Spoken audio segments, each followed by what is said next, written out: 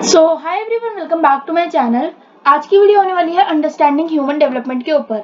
आपका ये एग्जाम है मेनली 4 डेज पर, जो कि 18th, 20th, 22 एंड 30th जुलाई को। तो ये वीडियो चारों ही दिन के लिए बहुत ज़्यादा इंपॉर्टेंट होने वाली है।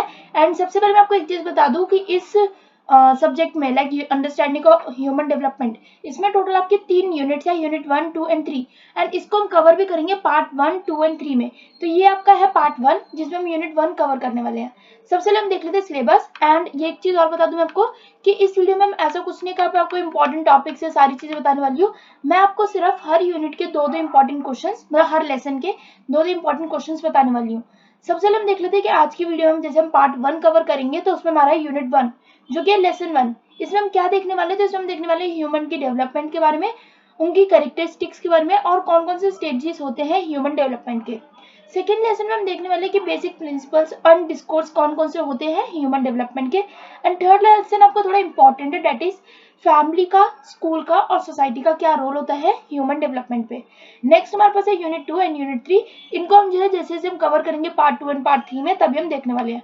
सो शुरू करते हैं अपने यूनिट 1 का लेसन 1, जो कि है human development characteristics and stages. So इसमें हमारा फर्स्ट इंपॉर्टेंट क्वेश्चन जो बन सकता है आपके एग्जाम के लिए, also I am not saying कि आपका पेपर इसी में से बनेगा, बट या हो सकता है कि आपके पेपर में जो कुछ कुछ क्वेश्चन इस वीडियो में से आ जाए। तो इसलिए वीडियो के एंड तक बने रहना। एंड तीनों ही पार्ट्स को देखने के लिए आप डिस्क्रिप्शन में चेकआउट कर सकते हो लिंक्स। जैसी वीडियोस डल जाएंगी तो आप उन लिंक्स को जो है इजीली ओपन कर सकते हैं। सो क्वेश्चन 1 हमारा है, what are the key characteristics of human development. तो कौन कौन से ऐसे जैसे हम कह सकते हैं मेन कैरेक्टरिस्टिक्स होते हैं ह्यूमन डेवलपमेंट के, और कौन कौन से डिफरेंट स्टेजेस होते हैं ह्यूमन डेवलपमेंट के।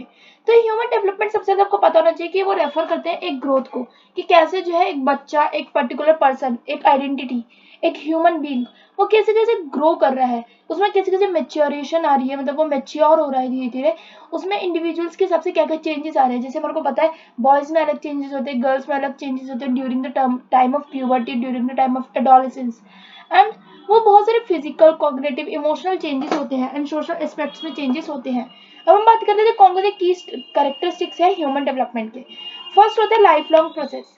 तो एक जैसे हम कहते हैं ह्यूमन डेवलपमेंट एक ऐसा नहीं है कि नहीं, जैसे हाइट बढ़ रही है तो 13 साल तक बढ़ेगी, 21 साल तक बढ़ेगी, 19 साल तक बढ़ेगी।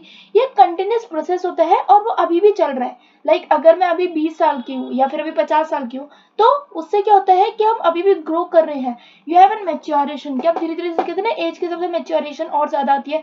बुजुर्गों में कहते हैं थोड़ी ज्यादा मेच्योरेशन होती है। और जब एक 60 प्लस हो जाते हैं तो कहते हैं कि जो ओल्ड इंसान जो है वो ऐसा बिहेव करते हैं जैसे एक छोटा बच्चा बिहेव करता है। सो इट डिपेंड्स कि आप जो है कैसे कैसे ग्रो कर रहे हैं। एंड लाइफ लॉन्ग प्रोसेस होता है ये चीज जरूर आपको याद रखनी है।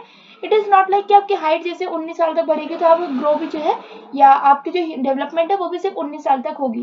तो ये हमेशा कहते हैं जब ग्रोथ एंड डेवलपमेंट में हम डिफरेंस करते हैं, सो दैट इज कि ग्रोथ जो है एक पर्टिकुलर पीरियड ऑफ टाइम तक का होता है, बट डेवलपमेंट जो है वो ऑनगोइंग होती है और वो हमेशा चलती रहती है। एक चीज आपको याद रखनी है।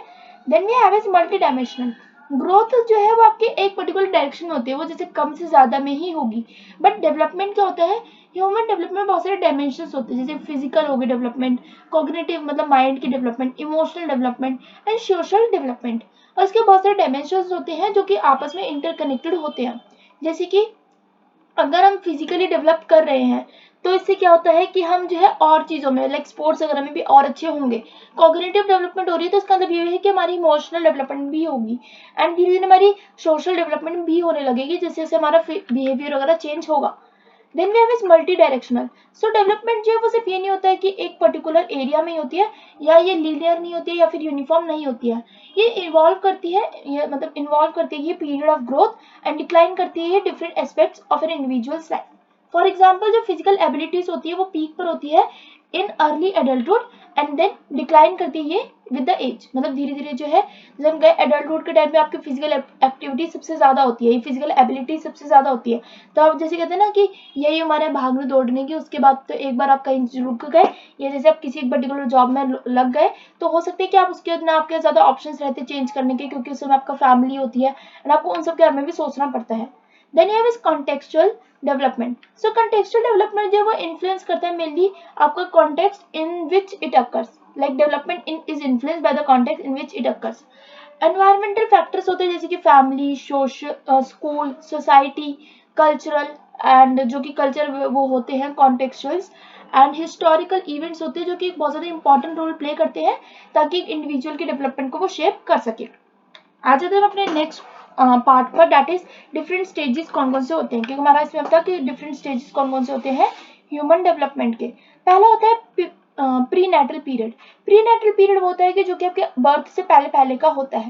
दैट इज की जो स्टेज होता है जब आपकी मदर जब कंसीव करती है till the end of birth, मतलब जब तक आपका बॉर्न होता है, जब तक आपका जन्म होता है, that is prenatal period.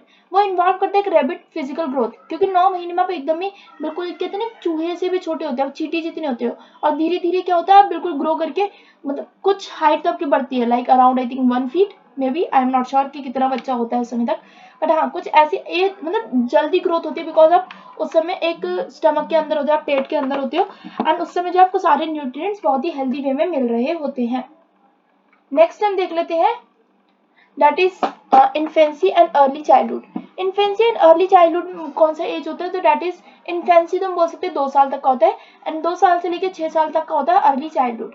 And ये स्टेज जो होता है वो होता है बर्थ से लेके 6 ईयर्स ऑफ एज तक का, जो कि हमें बताया हुआ है। ये करेक्टराइज होता है बहुत ज्यादा आपकी physical, cognitive and social emotional development होती है, जैसे कि आपके लैंग्वेज के बारे में आप सीखते हो, तब तक आप वर्ड्स बोलना सीख जाते हो, कहाँ पहले आप बैबलिंग करना सीखते हो, फिर धीरे धीरे वर्ड्स बोलते हो, फिर धीरे धीरे पूरे पूरे सेंटेंसेस बोलते हो, तो ये सारे होते हैं डेवलपमेंट। देन हमारा होता है मिडिल चाइल्डहुड, जो कि होता है 6 से लेके 12 साल तक का बच्चा, एंड इसे हम 13 साल तक भी बोल सकते हैं, because adolescence generally comes from 11, या सो 6 to 11 में हम बोल सकते हैं मिडिल चाइल्डहुड को। एंड चिल्ड्रन जो इस समय एक्सपीरियंस करते हैं बहुत ज्यादा कॉग्निटिव एंड सोशल डेवलपमेंट को। ऑल्सो एक चीज याद रखना, दैट इज की जो अर्ली चाइल्डहुड होता है, जो 2 से लेकर 6 साल तक का पीरियड होता है, उसमें आप ये एग्जांपल ला सकते हो कि उस समय बच्चे की जो ओवरऑल बॉडी होती है वो बहुत ज्यादा तेज ग्रो कर रही होती है, जिसके जैसे बच्चों के ना हाथ में पैर में बहुत ज्यादा दर्द रहता है, उनके फीट वगैरह पेन रहता है, क्योंकि वो ग्रो कर रहे होते हैं ना, तो वो अपने खिंचाव मांगते हैं। तो ये चीजें भी आप लिख सकते हो कि उस समय बच्चे के जो लेग्स होते हैं वो बहुत जल्दी ग्रो करते हैं, और उस समय बच्चे के पैर में बहुत दर्द रहता है। तो अर्ली चाइल्डहुड में जनरली कहा जाता है कि बच्चे के पैर वगैरह दबाने चाहिए, बिकॉज उसका उस समय ग्रोथ अच्छी होती है। मिडिल चाइल्डहुड होता है 6 से 12 साल तक का, जिसमें बहुत ज्यादा सोशल डेवलपमेंट होती है, कॉग्निटिव डेवलपमेंट होती है, और ये इंक्लूड करते हैं mainly acquisition of academic skills, जो क्योंकि बच्चा जो है वो फ्रेंडशिप्स अपना सेल्फ कॉन्फिडेंस बनाना सीखता है, तो ये सारी चीजें जो है उसके साथ मिडिल चाइल्डहुड में होती है। Then we have is adolescence. Adolescence mainly age होती है 11 से लेके 19 तक की, बट यहाँ पे लिखिए 12 to लेके 18 तक की। और एडोलेसेंस की अगर आप एज देखोगे ना, बहुत जगह पे बहुत अलग होती है, कई जगह 12 to 19 होती है, कई जगह 11 to 19 होती है, कई जगह 12 to 18 भी होती है। सो इट डिपेंड्स कि एडोलेसेंस कौन सी आप मान रहे हो। जनरली 11 to 19 जो हम एडोलेसेंस को मानते हैं, बिकॉज आजकल कहते हैं कि जो बच्चा है वो प्री मेच्योर होने लग गया है, कि बच्चा जो है ना वो और जल्दी जल्दी एडोलेसेंस की एज में आने लग गया है, क्योंकि जैसे गर्ल्स को भी हमने देखा, बॉयज को भी देखा, प्यूबर्टी जो हिट कर जाती है उन्हें जनरली 11 तक में तो कर ही जाती है, बट कई लड़कियों को इतने जल्दी भी हो जाती है कि उनको 9 या 10 में भी हिट कर जाती है।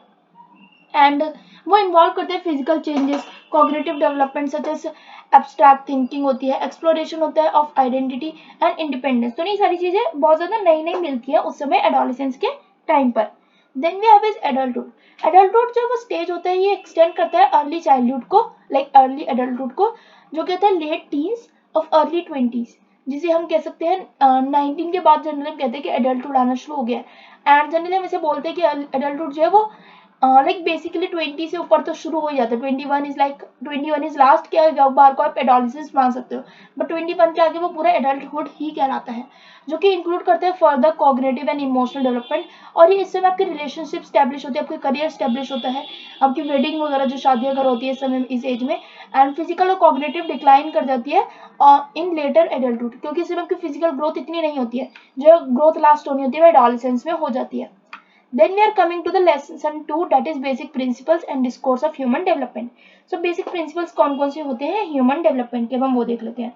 So first one question हमारे पास जो है वो है basic principles कौन कौन से होते हैं human development के, and वो कैसे contribute करते हैं mainly understanding of developmental processes।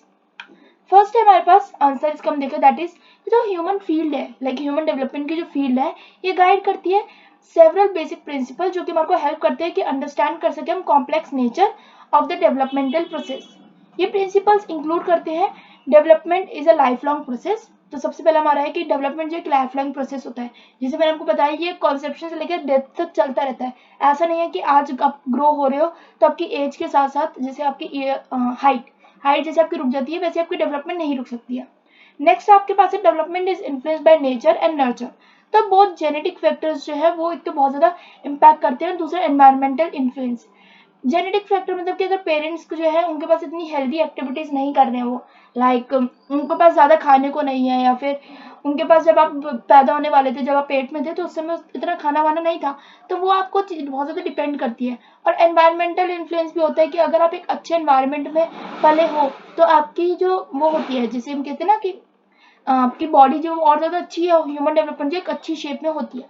और जो इंटरेक्शन होता है between genetic predispositions and environmental experience, वो एक एक्सपीरियंस ये बहुत ज़्यादा important and significant role play करते हैं ताकि वो डिटरमाइन कर सके डेवलपमेंटल आउटकम्स को। डेवलपमेंट जो है वो कैरेक्टराइज होती है by the individual differences. Each individual जो है उसकी एक यूनिक कैरेक्टरिस्टिक्स होती है, एबिलिटीज होती है, एक्सपीरियंसेस होते हैं जो कि शेप करते हैं उनके डेवलपमेंट को। इंडिविजुअल डिफरेंसेस जो है वो इन्फ्लुएंस करते हैं जेनेटिक फैक्टर्स को, फैमिली एनवायरनमेंट को एंड कल्चरल बैकग्राउंड को एंड पर्सनल चॉइसेस। डेवलपमेंट जो है वो इन्फ्लुएंस होती है बाय मल्टीपल कॉन्टेक्स्ट, जैसे कि जो ह्यूमन डेवलपमेंट है वो अपॉर्चुनिटीज उनको मिलती है, बहुत सारी रिसोर्सेज मिलते हैं, चैलेंजेस होते हैं जो कि डेवलपमेंटल के आउटकम्स होते हैं generally that shape developmental outcomes. Development जो है वो मेनली क्यूमुलेटिव होती है और इंटरैक्टिव होती है। लाइक अर्लियर जो एक्सपीरियंस किया गया है, अर्लियर एक्सपीरियंसेस एंड जो स्टेजेस होते हैं डेवलपमेंट के, वो एक बहुत ज़्यादा फाउंडेशन ले करते हैं लेटर डेवलपमेंट पे। डेवलपमेंटल प्रोसेस जो है ये generally in one domain, example cognitive, often वो इंटरैक्ट करते हैं एंड इन्फ्लुएंस करते हैं process in other domains like socio emotional domains. मतलब जो हमारी डेवलपमेंट है वो आपस में एक दूसरे से को रिलेटेड होती है। और ये बहुत ज़्यादा इंपॉर्टेंट है कि हम प्रिंसिपल्स को समझें, ताकि ये हमारे को हेल्प करता है हमारे रिसर्चेज में, एजुकेटर्स को, प्रैक्टिशनर्स को, तो ताकि वो एक जो कॉम्प्लेक्सिटी समझ सके ह्यूमन डेवलपमेंट की। नेक्स्ट हम आ जाते हैं नेक्स्ट लेसन पे, that is last lesson of this unit, lesson 3, role of family, school and society in human development. तो फैमिली का, स्कूल का और सोसाइटी का इन्फ्लुएंस क्या होता है ह्यूमन डेवलपमेंट पे, यही हमारा पहला क्वेश्चन है। और क्या रोल ये प्ले करता है इन शेपिंग द इंडिविजुअल्स ग्रोथ। तो सबसे पहले हम देख लेते हैं इसका आंसर। तो फैमिली है, स्कूल और सोसाइटी जो है एक तो बहुत ज़्यादा important and crucial role play करते हैं सोशल कॉन्टेक्स्ट में, जो कि बहुत ज़्यादा सिग्निफिकेंटली इन्फ्लुएंस करते हैं ह्यूमन डेवलपमेंट को। ईच ऑफ दीज कॉन्टेक्स्ट जो वो प्ले करते हैं एक distinct role in shaping the individual's growth and development. First है हमारे पास फैमिली। सो जो फैमिली होती है वो एक प्राइमरी कॉन्टेक्स्ट होता है इन विच इंडिविजुअल्स जो एक्सपीरियंस करते हैं अर्ली सोशलाइजेशन को एंड लर्न करते हैं फंडामेंटल वैल्यूज को और बिलीव्स को एंड बिहेवियर्स को। फैमिलीज जो है जनरली प्रोवाइड करती है foundation for emotional support, attachment and socialisation, and ये प्ले करते हैं crucial role in following ways. First way है हमारा physical and emotional nurturing. So families जो प्रोवाइड करती है care, love and support, ensuring individuals physical and emotional well-being, positive and nurturing family environments जो कि contribute करती है to healthy development। नेक्स्ट हमारे पास है सोशलाइजेशन एंड आइडेंटिटी फॉर्मेशन। सो जो फैमिलीज है वो ट्रांसमिट करती है कल्चरल वैल्यूज को, नॉर्म्स को और ट्रेडिशंस को, ताकि वो एक इंडिविजुअल की जो आइडेंटिटी है और सोशलाइजेशन प्रोसेस जो है उसको एक, जैसे हम कहते हैं ना कि एक राह दिखाती है।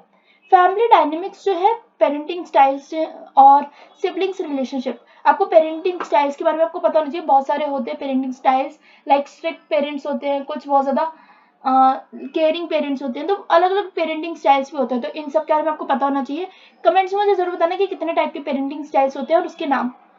ज़्यादा बताने की जरूरत नहीं है, सिर्फ कम ही आपको बताने कि कौन कौन से पेरेंटिंग स्टाइल्स होते हैं। एंड जो फैमिली डायनेमिक्स होते हैं, पेरेंटिंग स्टाइल्स और जो सिबलिंग रिलेशनशिप होते हैं वो इन्फ्लुएंस करते हैं हमारे सोशल एंड इमोशनल डेवलपमेंट को। देन हमारे पास है एजुकेशनल सपोर्ट। सो जो फैमिलीज जो है वो सपोर्ट करती है एजुकेशनल अचीवमेंट में एंड इंटेलेक्चुअल डेवलपमेंट में by fostering a supportive home environment, engage करती है एजुकेशनल एक्टिविटीज में एंड प्रमोट करती है ये लर्निंग अपॉर्चुनिटीज को। स्कूल जो है वो एक सिग्निफिकेंट रोल इंस्टीट्यूशन जो है, मतलब एक सिग्निफिकेंट सोशल इंस्टीट्यूशन होते हैं जहाँ पे बच्चा और जो एडोलेसेंट है वो मोस्ट ऑफ द अपना टाइम जो है स्पेंड करता है। लाइक जनरली अगर हमने देखा तो 7 बजे बच्चा निकलता है स्कूल के लिए एंड 2 से 3 बजे तक आता है, एंड उस समय वो बहुत सारी चीज़ें सीखता है एंड बहुत सारी चीज़ें वो अपनी लाइफ के बारे में, अपनी बॉडी के बारे में, औरों के बारे में समझता है, मतलब औरों को देखकर वो चीज़ें समझता है। Then we have academic development. School से वो प्रोवाइड करते हैं formal education and learning opportunities, foster करते हैं कॉग्निटिव डेवलपमेंट को, एकेडमिक स्किल्स को एंड नॉलेज एक्विजिशन को। टीचर्स और जो पीयर्स है वो प्ले करते हैं तो essential roles in intellectual growth. Next अगर हम बात करें that is social development. Social development में हमारे पास है स्कूल जो है मतलब जो हमारे स्कूल्स होते हैं वो ऑफर करते हैं opportunities for social interaction, friendship formation and development of social skills. क्योंकि सोशल डेवलपमेंट जो स्कूल में जनरली क्या होता है कि आप एक तो बच्चों के साथ इंटरेक्शन करते हो, आप अपनी फ्रेंडशिप बनाते हो, आप ट्रू फ्रेंडशिप समझते हो, डेवलपमेंट होती है आपके सोशल स्किल्स की कि कैसे आप जो है जल्दी जल्दी जो है नेगोशिएट करना सीख सकते हो, रिलेशनशिप बनाना सीख सकते हो। सोशल हायरार्कीज होती है कि जैसे मैंने देखा ना जनरली फ्रेंडशिप पे कोई ना कोई एक लीडर जरूर होता है, और एंगेज कर सकते हो कोऑपरेटिव एक्टिविटीज में। Personal and emotional development. So जो स्कूल्स जो है वो जनरली प्रमोट करते हैं डेवलपमेंट ऑफ सेल्फ स्टीम, मतलब कि सेल्फ कॉन्फिडेंस आपको डेवलप होता है उस समय, सेल्फ कॉन्सेप्ट आपके डेवलप होते हैं और पर्सनल ऑटोनॉमी डेवलप होती है। स्टूडेंट्स जो वो लर्न करते हैं कि कैसे उन्हें हैंडल करने अपने चैलेंजेस और डेवलप करने रेजिलियंस। रेजिलियंस मतलब होता है कि अगर कोई चीज आपके साथ बुरी हो रही है तो आप उसको कैसे रेजिस्ट कर पाते हो, या फिर जैसे लड़ाई करके करते हो आप शांत रहते हो, वो सारी चीजें आप कैसे डेवलप कर रहे हो, एंड डिस्कवर करते हैं हम अपने टैलेंट्स को एंड इंटरेस्ट को। नेक्स्ट हमारे पास है सोसाइटी। सो जो सोसाइटी है, सोसाइटी एट लार्ज इंक्लूड करती है अपने cultural, economic and political aspects को, और वो इन्फ्लुएंस करती है ह्यूमन डेवलपमेंट को। अब जैसे हमारे पास सोसाइटी में हमारा पहला है दैट इज कल्चरल इन्फ्लुएंस। सो जो सोसाइटी है वो ट्रांसमिट करती है कल्चरल वैल्यूज को, बिलीव्स को एंड प्रैक्टिसेस को, जो कि शेप करते हैं इंडिविजुअल की आइडेंटिटी को, मतलब पर्टिकुलर बच्चे की, चाइल्ड की, एडोलसेंट की आइडेंटिटी को शेप करते हैं। कल्चरल नॉर्म्स जो वो जनरली इन्फ्लुएंस करते हैं बिहेवियर पर, सोशल एक्सपेक्टेशंस पर एंड डेवलपमेंटल आउटकम्स पर। Economic factors. सो जो सोशो इकोनॉमिक मतलब जो सोशो इकोनॉमिक कंडीशंस होती है such as income, employment opportunities and access to resources, वो इम्पैक्ट करते हैं इंडिविजुअल्स की डेवलपमेंट को। इकोनॉमिक डिस्पैरिटीज जो जनरली क्रिएट करती है डेवलपमेंटल इनइक्वालिटीज को। नेक्स्ट हमारे पास है political and legal system. So जो पॉलिटिकल एंड लीगल सिस्टम होता है, सोसाइटल लॉज मतलब जिसमें हमारे मिले होते हैं societal laws, policies and political ideologies, वो इम्पैक्ट करते हैं इंडिविजुअल्स राइट्स को, अपॉर्चुनिटीज को एंड सोशल जस्टिस को। और ये जो फैक्टर्स है वो शेप करते हैं access to education, health care and social support systems को। Then we have is understanding the roles of family, school and society. मतलब ये हमारा लास्ट है मेनली पॉइंट है जो हमारा नोट एक टाइप से कि हमारे को जो बहुत ज़्यादा इंपॉर्टेंट है कि हम अंडरस्टैंड कर सके रोल्स जो कि फैमिली का, स्कूल का और सोसाइटी का क्या होता है, ताकि हम हेल्प कर सके professionals, policy makers and individuals की to recognise the importance of creating supportive and inclusive environments, जो कि फॉस्टर करते हैं पॉजिटिव ह्यूमन डेवलपमेंट को। Coming to the next unit now that is जो कि हमारा पार्ट 2 में ही आएगी, बिकॉज मैंने आपको बताया था यूनिट 1 ही इसमें हम कवर करने वाले हैं, एंड इसलिए मैंने आपको बोला था क्योंकि वीडियोस बहुत ज्यादा लंबी जाने वाली है इसकी तीनों ही यूनिट्स की। So that is our unit 1 जिसमें हमने लेसन देखा, लेसन 1, 2 एंड 3।